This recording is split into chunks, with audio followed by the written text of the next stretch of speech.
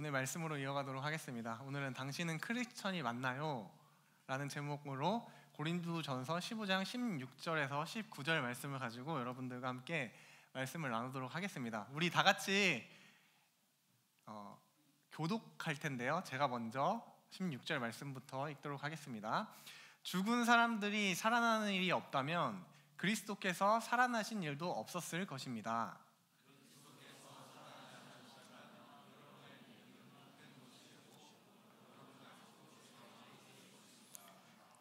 그리고 그리스도 안에서 잠든 사람들도 멸망했을 것입니다.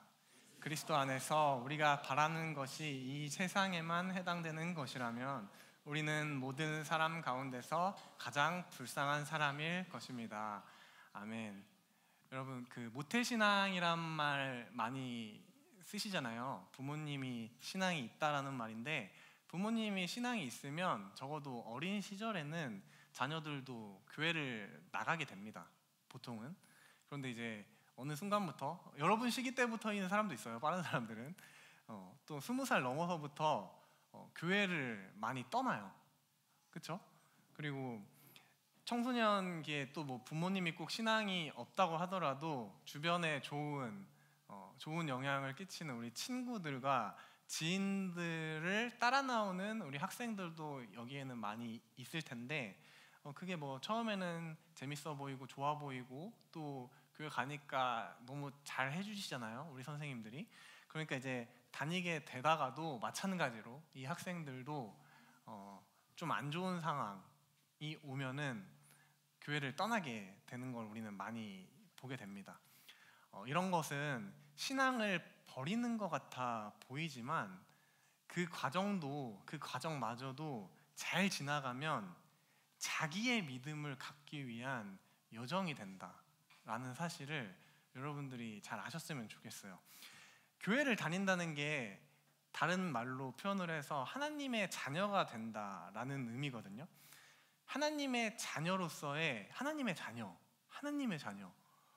이 지위를 갖게 된과 동시에 이것이 교회를 다니는 어떤 시간이 지남에 따라서 그 이름에 걸맞는 믿음이 여러분한테 필요하게 되는 겁니다.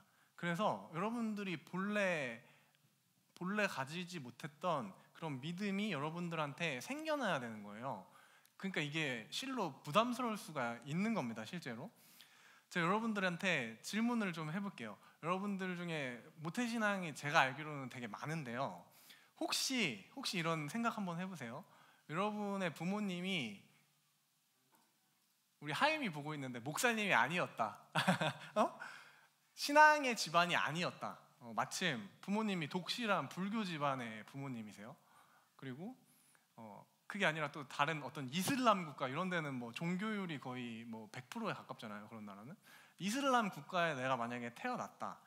그래도 자신 있게 나는 교회에 다녔을 거다 라고 말할 수 있는 사람 손 한번 들어볼까요?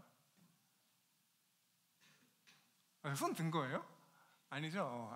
아니에요. 네, 여기 들었어요?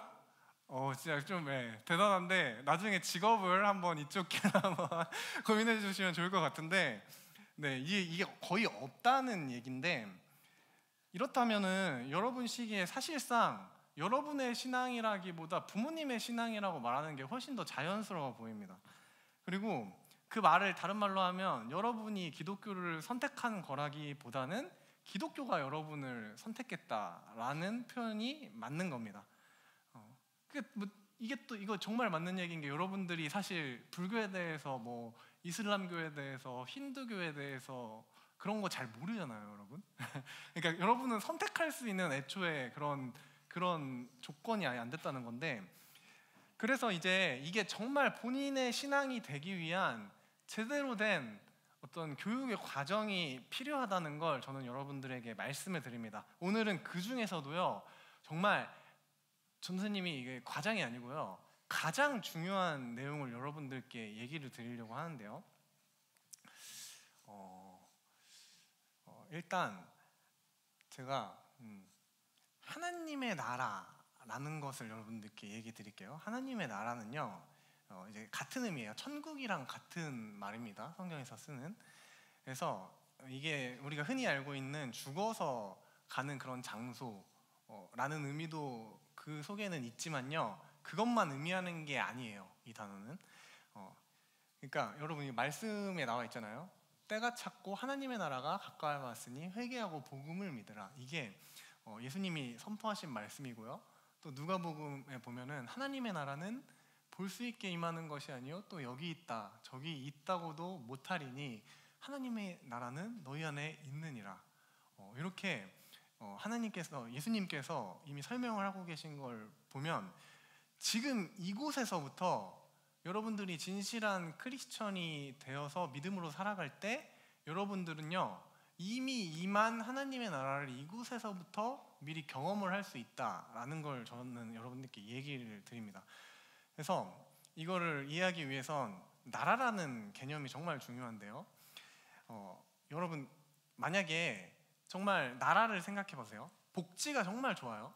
어떤 나라들은 복지가 정말 좋고 또 인권도 보장이 되고요, 살기 좋은 그런 나라의 국민이요, 복지도 좋지 않고 인권도 보장이 안 되는 그런 나라로 이민을 가려고 할까요?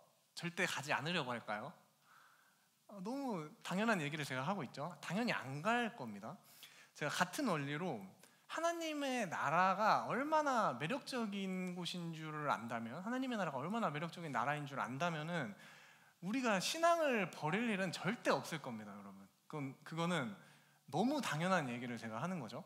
그래서 하나님의 나라가 어떤 곳인지를 아는 것은 정말 중요한 겁니다. 미리 얘기를 드리면, 하나님의 나라는요, 역사를 통해서, 하나님의 나라는 역사를 통해서 우리의 시대 가운데도 이미 완성되어 가고 있다라는 것을 말씀을 드리는데, 먼저 여러분들께 이걸 상상을 좀 하게 해드릴게요. 생각을 좀 환기시켜 드릴게요. 치킨은 정말 우리나라에서 인기가 많은 음식이잖아요, 그렇죠? 야식이죠. 치킨, 정말 우리나라의 치킨 어떤 뭐라고 해야 될까, 소비량은요 약간 상상을 초월할 정도라고 합니다. 그 체인점의 어떤 개수도 어마어마하고 정말 맛있죠. 저도 이번 주에도 이미 몇 번 먹었던 것 같은데, 여러분, 근데 이 치킨을 먹으면서 여러분들이 닭 있죠, 동물. 닭의 어떤 희생에 대해서 진지하게 한번 생각을 해보셨습니까? 닭의 희생에 대해서 진지하게 생각을 하면 좀 생각하기 싫어지죠, 벌써. 근데 우리는 분명히요, 동물의 생명도 소중하다는 걸 누구나 여기는 다 알고 있거든요. 근데 사실 그걸 망각하고 있는 그런 상황인 건데, 또 따지고 보면 뭐 망각만 하고 있는 건 아니에요. 여러분들 중에 솔직히 보신탕 먹는 사람은 제가 봤을 때 극히 드물 거예요, 아마. 여러분, 보신탕을 먹는 사람은 극히 드물 거고, 근데 위에 세대에서는 되게 많이 보편적으로 했었는데 지금 그게 변한 거거든요. 그럼 여러분, 제가 다시 질문 드리면, 강아지하고 닭은 똑같이 동물입니다. 어떻게 보면은 그냥 동물인데, 이 강아지와 닭 중에 누구의 생명이 더 귀하다라고 말할 수 있을까요? 우리는 말은 할 수 있을 것 같아요, 저는. 그러니까 우리는 애완견을 지금 애완견 인구가 얼마나 많습니까? 애완 인구가 얼마나 많은데, 당연히 애완견이 더 귀하다고 말은 할 수 있겠지만, 이게 뭔가 그게 맞을까 고민이 드는 부분이 분명히 있고요. 그리고 이런 걸 생각해 봤을 때, 사자가 정말 이 갈기 맞나요? 이게 막 있는 사자가 막 이렇게 막 그 육중한 몸을 가지고 막 사냥을 하는 모습을 보면은요, 그 모습이 좀 잔인하기도 하지만요, 우리는 그 모습을 보고 되게 멋있다라는 그런 느낌도 사실 받거든요. 그래서 이런 어떤 동물들의 약육강식은요, 솔직히 우리한테 거부감이 없이 자연의 질서처럼 느껴지는 것도 사실입니다. 그런데 이게 인간의 역사를 돌아봐도요, 사실 우리가 좀 약간 동물을 바라보듯이 약육강식의 원리는 인간의 역사를 돌아봐도 그게 강력하게 지배를 해왔다는 걸 우리는 알 수가 있거든요. 노예제도는요, 인간 문명이 만들어진 이래로 굉장히 익숙한 제도였어요. 우리가 그게 없어진 것보다 있는 기간이 훨씬 더 긴 게 노예제도거든요. 그리고 여러분 왕정 체제를 한번 생각해 보세요. 왕정 체제에서 왕들이 어떤 애완견을 키웠을 수도 있죠. 왕실의 어떤 그런 고급스러운 강아지를 키웠을 수도 있는데 왕정 체제에서는요 그런 애완견의 그 견권이라고 하겠죠. 견권이 그런 인간의 가치보다요 훨씬 높았던 게 사실 그런 어떤 왕정 체제에서는 당연했을 것도 우리는 충분히 생각을 해볼 수가 있습니다. 다른 얘기로 해서 사람이 정말 모든 어떤 보편적인 사람이 동물보다 귀하다라는 그런 인식은요 인류 역사 가운데 굉장히 짧다라는 걸 여러분께 얘기를 드리는 거예요. 여기 한번 봐보세요, 여러분. 그러니까 우리는요 이 천부인권이라는 단어, 이게 뭐냐면 인권이라는 게요 국가를 초월해서, 그리고 어떤 법률들이 많이 있잖아요. 근데 모든 법률들을 다 통틀어서 이 인권이라는 것은요 다른 어떤 것보다 그 가치가 상위에 있다라고 말하는 것이 이 천부인권의 기본적인 원리이고, 근데 이 천부인권이라는 게 본격적으로 시작된 게요 사실 유엔이 이제 국제 평화 협약 기구잖아요. 근데 이게 만들어지고 나서 이 천부인권이라는 게 보편적으로 이제 된 게요 이 2차 세계대전 이후에 1948년에 세계 인권 선언이 시작되면서 서야 이런 어떤 천부인권 사상이라는 게 이 세상 가운데 보편적으로 인식되기 시작했어요. 그러니까 뭐 사실 그 전에는 뭐 프랑스 시민혁명, 뭐 미국의 독립혁명, 또 영국의 권리장전 이런 것들이 뭐 18세기부터 시민혁명으로 어떤 권리를 한다고 하긴 했지만 그건 되게 상대적인 거였어요. 그러니까 남한테 피해주지 않는 그런 정도의 좀 권리였고, 또 미국의 뭐 흑인을 해방하는 그런 운동 이후에도 되게 차별이라는 게 엄청나게 심각했었는데 실제로 2차 세계대전이라는 그런 참혹한 전쟁 이후에서야 인간이라는 게 이렇게 잔인한 어떤 약간 날 것일 때는 잔인한 이런 면모들이 있구나를 확인하고 나서 그러고 나서 이제 인권에 대한 어떤 인식들 이런 게 그러니까 인류를 위협하는 그런 인간에 대한 의식을 하고 나서야 이렇게 1948년부터 인권이라는 게 다시 대두가 되기 시작한 걸 우리는 볼 수 있습니다. 그래서 이 천부인권, 이제 보편적인 세계에서 인간을 소중하게 여기는 건 우리 대한민국 헌법 제10조에서도 우리나라에도 이런 게 자리가 잡은 거죠. 그러니까 여러분들이 지금은 너무 익숙하게 우리 사람의 가치가 귀하다라고 하는 게 우리는 너무 자연스럽지만 사실 역사 가운데 이 되게 짧은 기간 동안만 이런 게 인정되고 있다라는 걸 여러분들이 알 수 있습니다. 그래서 다시 한번 생각을 해보면 이런 천부 인권이 보장되지 않는 과거로 돌아가고 싶은 사람이 과연 우리들 중에 있을까요, 여러분? 천부 인권이라는 게 보장되지 않는 사회로 돌아가고 싶은 사람은 아마도 없을 거다라고 저는 확신 있게 얘기 드릴 수 있습니다. 이렇게 따지면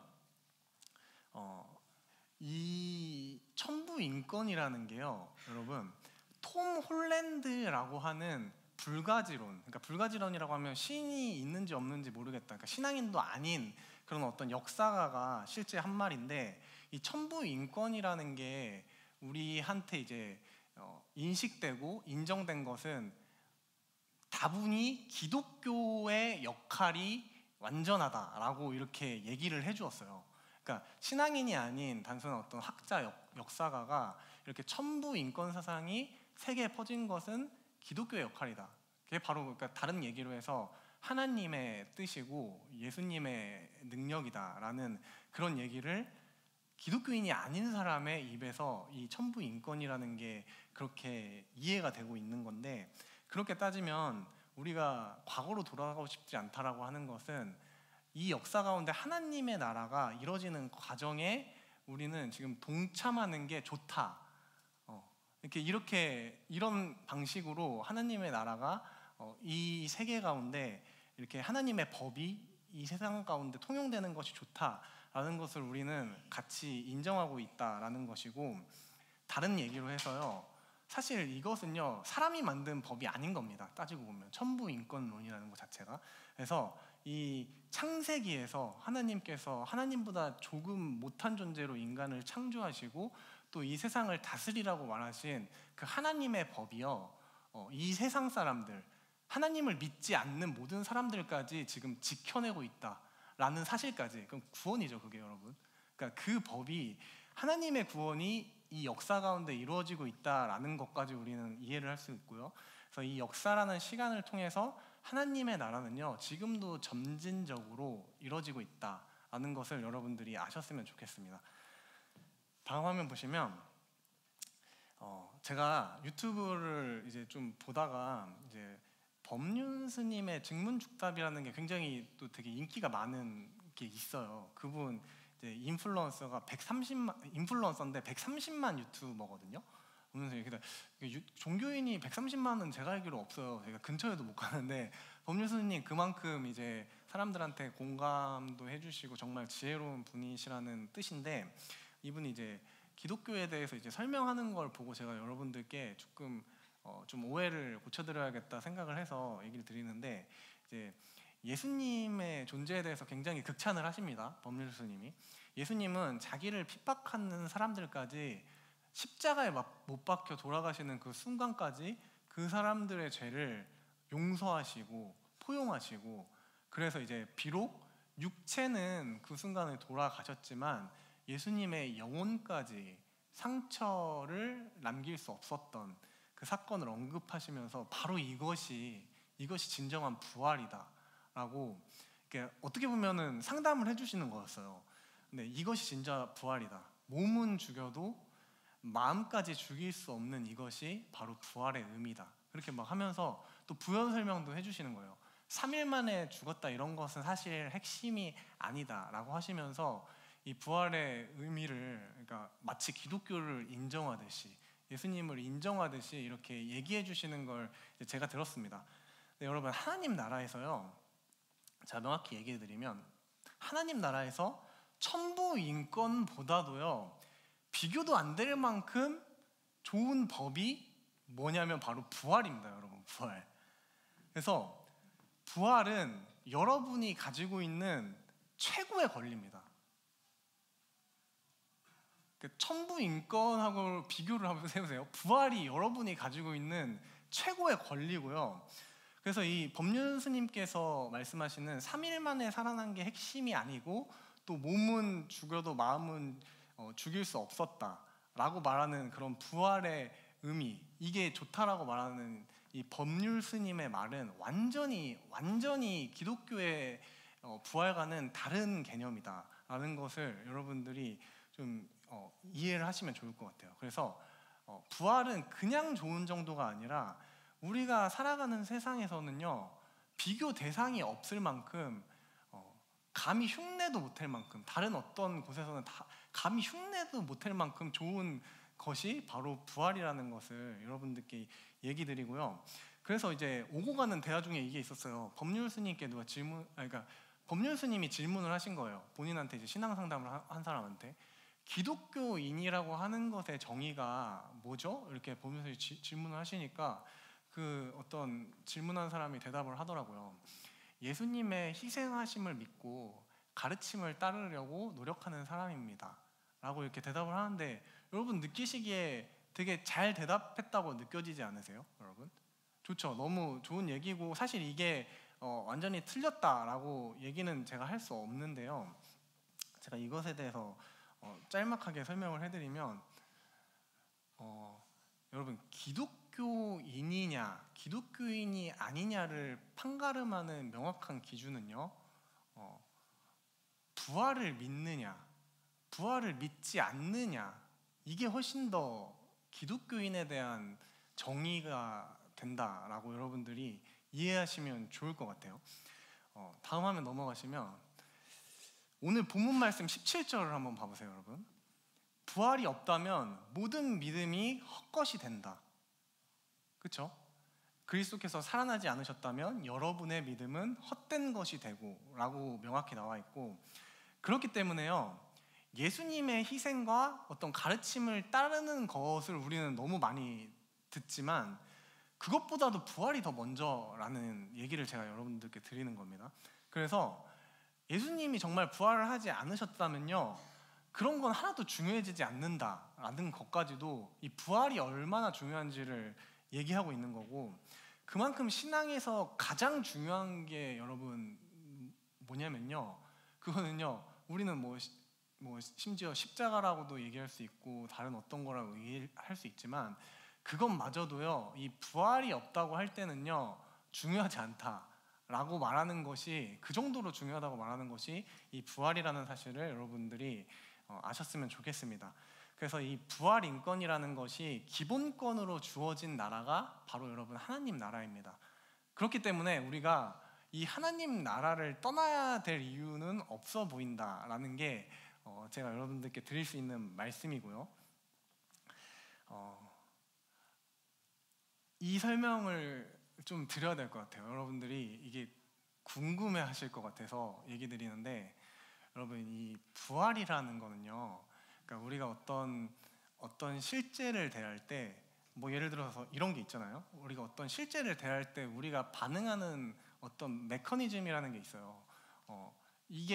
이것에 대해서 이해를 하는 거죠. 내가 경험했었던 것들과 이것의 어떤 공통점이라든지 차이점, 이런 것들을 생각해서 내가 이거를 이해하고 또 그것을 활용하는 것이 우리가 어떤 실제 어떤 개념을 대하는 우리의 방식이거든요. 그런데 여러분 부활을 생각해 보세요. 부활은 뭐냐면, 부활은 우리한테 전혀 익숙하지 않은 거예요, 여러분. 그러니까 부활은 이해할 수가 없는 거거든요, 애초에. 여러분들 부활이라는 것을요, 제자들이 처음 마주쳤을 때는요, 그것에 대해서 어떤 느낌을 가졌냐면 그저 경이감, 놀라움, 그것밖에, 부활을 경험한 사람은요 그 부활에 대한 느낌을 가질 수밖에 없었어요. 그러니까 다른 얘기로 해서요, 어떤 실제 사물을 이해하고 활용하려고 하는 어떤 우리 사람의 방식이 아니라 그저 부활을 대할 때 놀랍고 경이로움을 느꼈다라는 것으로 우리는 부활을 이해를 할 수가 있는데, 그렇기 때문에 여러분 부활을 여러분들이 딱 들었을 때요, 아 부활 이러면은 내가 죽는 다음에 천국 가는 거지, 단순히 이렇게 이해할 수 있는 것이 부활이 아니라는 걸 저는 여러분들께 얘기를 드리는 겁니다. 여러분은 이미 그거를 활용하고 있는 거잖아요. 그러면요, 부활이라는 것은 그때부터 그 본연의 가치를 완전히 발휘하지 못하고 있는 거예요, 여러분. 그러니까 부활은요, 여러분들이 죽으면 당연히 여러분들이 경험하게 될 그거 이상이라는 걸 제가 여러분들께 얘기를 드리는 겁니다. 여러분들이 맨날 반복되는 어떤 패턴과 일상 속에서 식상함을 느끼고 지루함을 느끼고 어떤 매너리즘에 빠지고, 여러분들이 그렇게 살아가잖아요. 사실 금방 지루해지고 실증을 느끼고 하는 어떤 여러분들의 삶 가운데, 여러분들에게 부활의 믿음과 부활의 능력이 있다라고 하는 것은요, 어떤 순간에도 여러분들은 모든 것들을 새롭게 바라볼 수 있고, 그런 어떤 모든 사람들 가운데, 모든 관계들 가운데, 모든 여러분들이 닥치는 어떤 문제 가운데 그런 것을 정말 긍정적으로 좋게 바라볼 수 있는 그런 능력을 말하는 것이 여러분 부활이다라는 것까지 제가 좀 간략하게 정리를 드립니다. 오늘 말씀을 마무리하겠습니다. 여러분 이 하나님의 나라가 제가 여러분들께 개념을 설명해 드렸잖아요. 여러분들은요, 이 하나님 나라의 백성이기 때문에 이 여러분들의 가치가 여러분들이 정말 추앙하고 있는 어떤 연예인보다, 또한 또 어떤 대통령보다, 또 어떤 한 국가보다, 그리고 온 우주보다도 귀하다라고 말하는 것이 바로 기독교 신앙입니다. 여러분들이 이 세상의 가치를 뛰어넘는 부활의 능력, 이것이 여러분들의 믿음 안에서 자라나고 있다라는 것을 아셨으면 좋겠고요.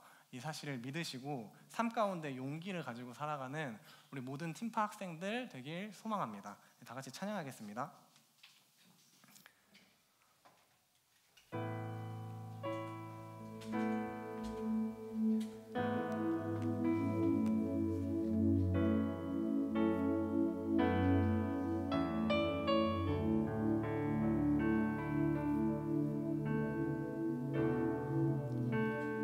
같이 일어나서 찬양할게요. 예수 아름다우신 위대하신 주님 부활의 주 어린 양 거룩과 공의 새벽별 같은 나의 구주 모든 하늘 찬양해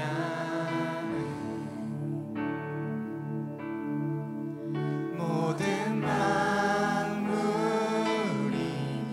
주 경배해 아름답고 놀라우신 모든 이름보다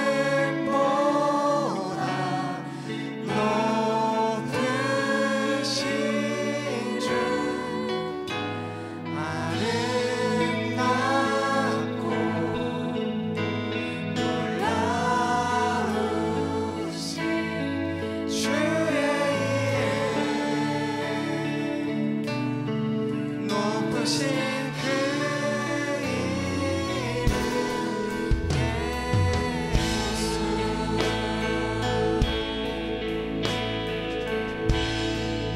다시 한번 고백하겠습니다. 예수 아름다우신 예수 아름다우신 위대하신 주 부활의 주 어린 양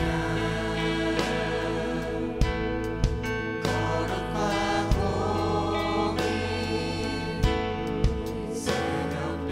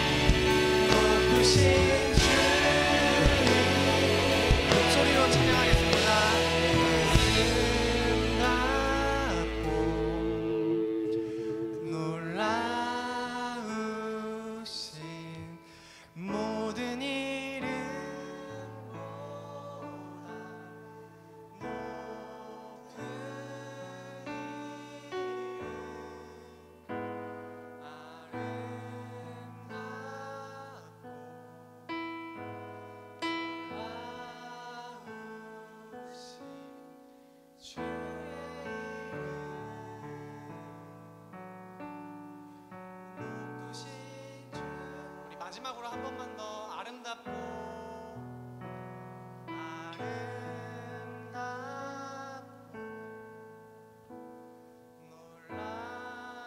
놀라우신 모든 이름보다 높은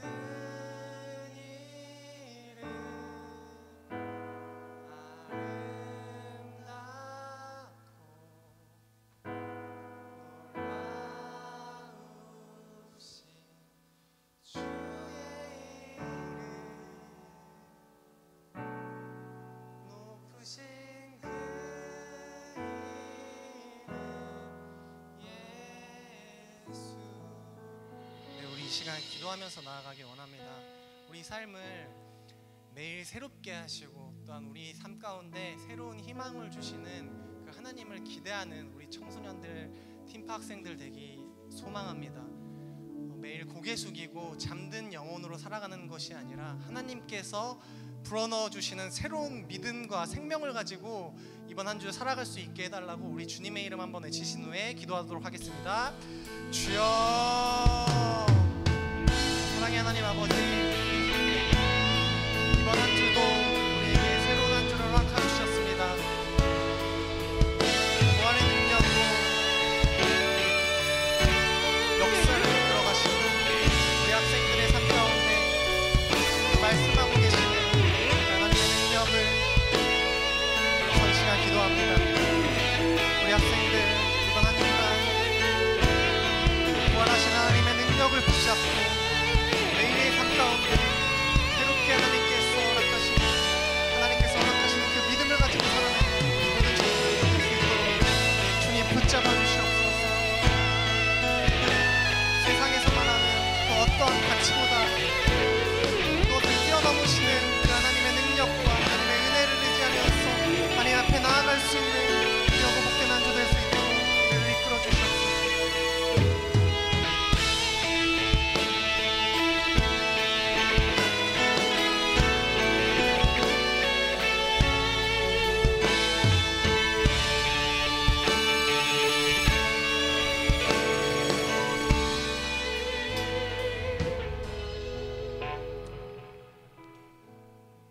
가슴에 두 손을 얹고 기도하도록 하겠습니다.